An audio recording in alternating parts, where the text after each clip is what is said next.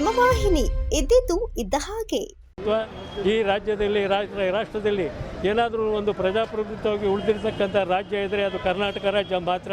ಈ ರಾಜ್ಯದ ರಾಜಕಾರಣವನ್ನು ಹಾಳು ಮಾಡಬೇಡಿ. ನಿಮ್ಮಂಥವರು ಈ ನಮ್ಮ ಶಾಸಕರು ಹೇಳಿಕೆ ಕೊಟ್ಟಿದ್ದಾರಲ್ಲ, ಇಂಥವ್ರನ್ನೆಲ್ಲ ಜೇಬಿನಲ್ಲಿ ಇಟ್ಕೊಂಡು ಇವ್ರ ಇತಿಹಾಸ ಏನು ಅದು ನಿಮಗೂ ಗೊತ್ತಿದೆ.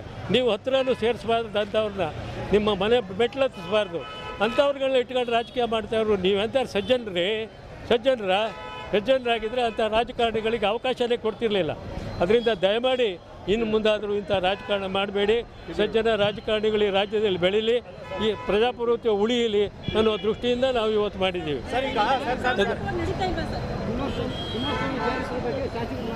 ಅಯ್ಯೋ ನಮ್ಮ ಅದಕ್ಕೆ ಅವ್ರ ಚಾರಿತ್ರ್ಯದ ಬಗ್ಗೆ ಅವ್ರು ತಿಳ್ಕೊಳ್ಳಿ, ನಾವೇನು ಇದು ಮಾಡೋದಿಲ್ಲ.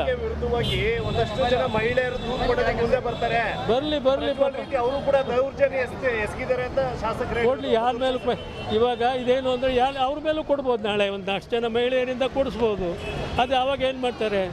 ಇದು ನಿರಂತರವಾಗಿ ನಡೆದು ಈ ರಾಜಕೀಯ ರಾಡಿಯನ್ನು ಮಾಡುವಂಥ ಒಂದು ಕಾರ್ಯಕ್ಕೆ ಇವ್ರು ಹೋಗ್ತಾ ಇದ್ದಾರೆ. ಇದೆಲ್ಲ ಒಳ್ಳೆಯದಲ್ಲ. ಎಲ್ಲರೂ ಏನು ಸಜ್ಜನರೆಲ್ಲ ಇವ್ರ ಇತಿಹಾಸ ಎಲ್ರಿಗೂ ಗೊತ್ತಿದೆ. ಅದರಿಂದ ಪ್ರತಿಯೊಬ್ಬರ ಇತಿಹಾಸವನ್ನು ಕೆದಕ್ತಾ ಹೋದರೆ ಈ ರಾಷ್ಟ್ರದಲ್ಲಿ, ಈ ರಾಜ್ಯದಲ್ಲಿ ನಾವು ಯಾರನ್ನೂ ಕೂಡ ಸಜ್ಜನರನ್ನು ಹುಡುಕೋದೇ ಕಷ್ಟ ಆಗ್ತದೆ. ಅದರಿಂದ ಇದ್ರ ಬಗ್ಗೆ ಹೆಚ್ಚಿಗೆ ಇದು ಮಾಡಿ ಜನರ ಸ್ಥಿತಿಯನ್ನು ಹಾಳು ಮಾಡೋದು ಬೇಡ. ಈ ಕೇಸನ್ನು ಇದರಿಂದ SITಯಿಂದ ತೆಗೆದು CBI ಕೊಡಲಿ, ತನಿಖೆ ಮಾಡಲಿ, ತಪ್ಪಿತಸ್ಥರಿಗೆ ಶಿಕ್ಷೆ ವಿಧಿಸಲಿ. ನಾವೇನು ಬೇಡ ಅಂತ ಹೇಳೋದಿಲ್ಲ. ಅವ್ರ ಮೇಲೆ ಇದ್ರೂ ಕೊಡಲಿ, CBI ಕೊಡಲಿ ಕುಮಾರಸ್ವಾಮಿ ಅವ್ರ ಮೇಲೂ ಇದ್ದರೆ ಕೊಡಲಿ, ಸಾಕ್ಷ್ಯಾಧಾರ ಇದ್ದರೆ ಕೊಡಲಿ, ಬೇಡ ಅಂತ ಹೇಳೋದಿಲ್ಲ. ಇದನ್ನು ಈ ಥರ ಮಾಡಿ ನಮ್ಮ ರಾಜ್ಯದ ಹೆಣ್ಣುಮಕ್ಕಳನ್ನ ಮಾನ ಮರ್ಯಾದೆ ಹರಾಜು ಹಾಕೋದನ್ನು ದಯಮಾಡಿ ನಿಲ್ಲಿಸಿ ಅಂತೇಳಿ ಅವರಲ್ಲಿ ವಿನಯವಾಗಿ ನಾವು ಪ್ರಾರ್ಥನೆ ಮಾಡ್ತೀವಿ. ಪರಿಷತ್ ಚುನಾವಣೆಯಲ್ಲಿ ಒಂದೇ ಒಂದು ಕ್ಷೇತ್ರ ಅಷ್ಟೇ ಕೊಟ್ಟಿದ್ದಾರೆ. ಇದು ಏನು ಅನ್ಸುತ್ತೆ ಸರ್? ಇವತ್ತೇನು ಸಭೆ ಕರೆದಿದ್ದಾರೆ ಅಂತ ಕುಮಾರಸ್ವಾಮಿ? ಅದು ಪಕ್ಷದ ವರಿಷ್ಠರು ತೆಗೆದುಕೊಂಡಿರುವಂಥ ತೀರ್ಮಾನ. ಆ ತೀರ್ಮಾನವನ್ನು ನಾವು ಇದು ಮಾಡೋದಕ್ಕೆ ನಮಗೆ ಅಧಿಕಾರ ಇಲ್ಲ. ಅವ್ರು ಏನು ತೀರ್ಮಾನ ತಗೊಂಡಿದ್ದಾರೋ, ದೇವೇಗೌಡರು ಮತ್ತು ಮೋದಿಜಿಯವರು, ಅಮಿತ್ ಶಾ ಅವರು ಏನು ತೀರ್ಮಾನ ತಗೊಂಡಿದ್ದಾರೋ ಅವ್ರ ತೀರ್ಮಾನಕ್ಕೆ ನಾವು ಬದ್ಧ ಆಗಿದ್ದೀವಿ. ಕರೆದಿದ್ದಾರೆ, ಇದ್ರ ಬಗ್ಗೆ ಚರ್ಚೆ ಮಾಡೋಕೆ ಕರೆದಿದ್ದಾರೆ. ಅವರು ಅದನ್ನು ಅನುಮೋದಿಸ್ತಾರೆ ಅಷ್ಟೇ ನಮ್ಮವರೆಲ್ಲ. ಹೆಣ್ಮಕ್ಳು ಬೀದಿಗಿಳಿದು ಪಕ್ಕೆ ತಗೊಂಡು ಹೊಡೆಯುವಂಥ ಮಟ್ಟಕ್ಕೆ ನೀವು ತಂದ್ಕೋಬೇಡಿ. ಇವತ್ತು DK ಆ ಯೋಗ್ಯತೆಗಳನ್ನ ನೀವು ಆಲ್ರೆಡಿ ಕಲ್ಕೊಂಡಿದ್ದೀರಾ.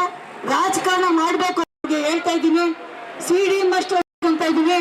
ಜೈ ಭಾರತ ಮಾತೆ.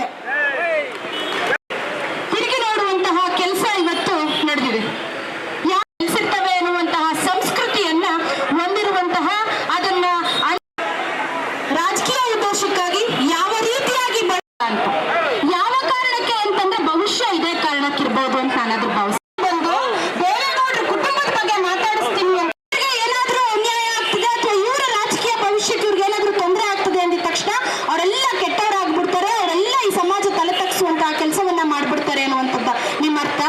ನಿಮ್ಮಂತಹ ಗೂಸುಂಬೆಗಳ ಬುದ್ಧಿ, ನಿಮಗೆ ಸಮಯಕ್ಕೆ ತಕ್ಕಂತೆ ಬಣ್ಣವನ್ನ ಬದಲಾಯಿಸಿ ನಿಮಗೆ ಬೇಕಾದಂತಹ ಮಾತಾಡುವಂತಹ ಬುದ್ಧಿ ಅಂದಿರುವಂತಹ ನೀವು ದೇವೇಗೌಡರ ಕುಟುಂಬವನ್ನಾಗ್ಲಿ ಅಥವಾ ದೇವೇಗೌಡರ ಬಗ್ಗೆ ಆಗ್ಲಿ ಮಾತಾಡುವಂತ ಒಂದಿಷ್ಟು ಅಧಿಕಾರ, ಒಂದಿಷ್ಟು ಯೋಗ್ಯತೆನ ನಿಮ್ಗಿಲ್ಲ ಅನ್ನುವಂಥದ್ದನ್ನ ಈ ಸಂದರ್ಭದಲ್ಲಿ ಹೇಳ್ತೀನಿ. ನಿಮ್ಮ ಯೋಗ್ಯತೆಯನ್ನ ತಿಳಿದು ಮಾತಾಡಬೇಕು ಮುಂದಿನ ದಿನಗಳಲ್ಲಿ ಅನ್ನುವಂಥದ್ದನ್ನ ಈ ಸಂದರ್ಭದಲ್ಲಿ ನಿಮ್ಗೆ ಎಚ್ಚರಿಕೆಯನ್ನ ನೀಡ್ತಾ ಇದ್ದೀವಿ. ಇವತ್ತು ಕಾಂಗ್ರೆಸ್ ಸರ್ಕಾರ ಹೆಣ್ಮಕ್ಳಿಗೆ ನಾವು ಸ್ವಾವಲಂಬಿ ಜೀವನವನ್ನ ಕೊಟ್ಬಿಟ್ಟಿದೀವಿ. ನಾವಿವತ್ತು ಅವರನ್ನ ತಲೆ ಎತ್ತಿ ನಡೆಯುವಂತಹ ಕೆಲಸವನ್ನ, ಯೋಜನೆಗಳನ್ನ ಕೊಟ್ಟಿದೀವಿ ಅಂತ ಮಾತಾಡ್ತಿದ್ದೀರಲ್ಲ ನೀವು ಸನ್ಮಾನ್ಯ ಉಪಮುಖ್ಯಮಂತ್ರಿಗಳೇ. ನೀವು ಅದೇ ಇವತ್ತು ಮಹಿಳೆಯರನ್ನ ಮಾಡಿದಂತಹ ಕೆಲಸ ಏನು? ಇವತ್ತು ಅಂತ ಮಹಿಳೆಯರನ್ನ ನೀವು. ಸುದ್ದಿ 3 ವಾಹಿನಿಯ ಹೆಚ್ಚಿನ ಮಾಹಿತಿಗಾಗಿ ಸಬ್ಸ್ಕ್ರೈಬ್ ಆಗಿ ಹಾಗೂ ಬೆಲ್ ಬಟನ್ ಒತ್ತಿ.